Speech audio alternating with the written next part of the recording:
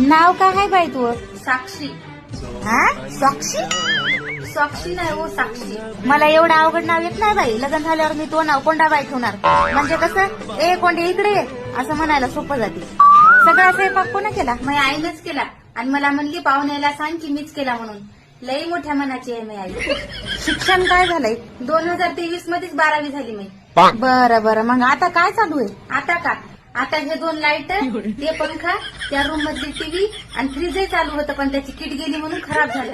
बाबांना टाकलं नेऊन नीट करायला, उद्यापासून होईल चालू. बाई मला सांग, तू का लहानपणी डोसक्यावर पडली होती काय ग? हो पडले होते, पण तुम्हाला कसं काय माहित? म्हणजे मी महिला लहानी बहीण पाणीपुरी खायला जाऊ लागलो स्कूटीवर, तर तिनं म्हशीला धडक मारली होती.